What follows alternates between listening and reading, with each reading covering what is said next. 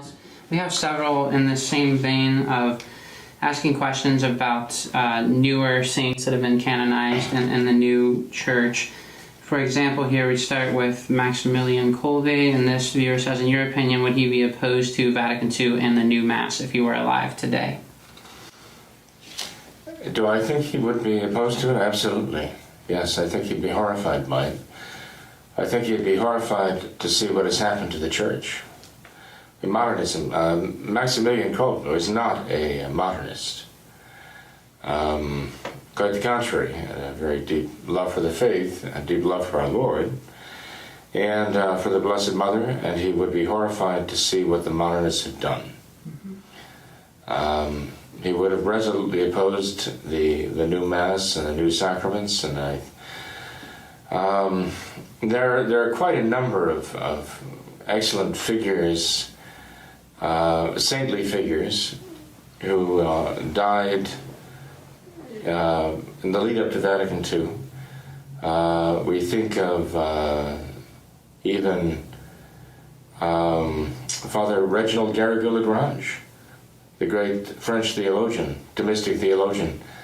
Had he not died just in the early 60s, it might have been 1960 itself, I'll have to check that out, but he would have been a valiant opponent of Vatican II, would have denounced it, and his voice would have resonated throughout the world with Catholic people. He would have been a great champion for the traditional faith.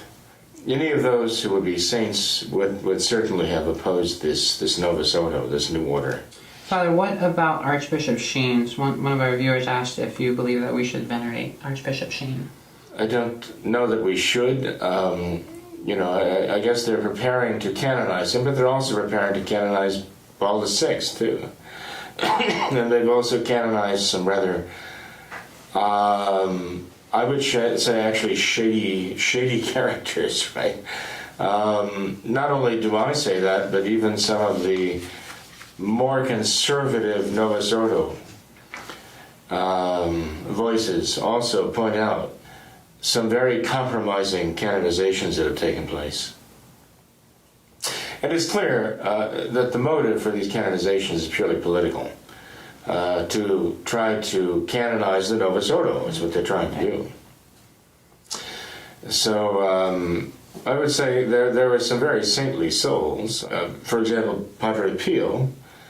I personally don't think there's any question that he died in the grace of God, as he lived in the grace of God, and that he is a saint in heaven. He actually was a reproach to the Novus Ordo, though. He had to be compelled under obedience to even say a Mass facing the people. It was the traditional Mass, though. But even to turn the altar toward the people was a great cross for him. He died shortly thereafter. They like to picture him offering that Mass. They tried to give you the impression that it was the new Mass, but it wasn't. That's simply a falsification. It was the traditional Mass that he was offering. So I believe that there are saintly souls who died since Vatican II, who have been canonized by the Novus Ordo, but they are saints today, certainly not because they've been canonized by the Novus Ordo, but in spite of the fact that they've been canonized by the Novus Ordo, and the Novus Ordo has canonized them despite the fact that they're Catholic saints.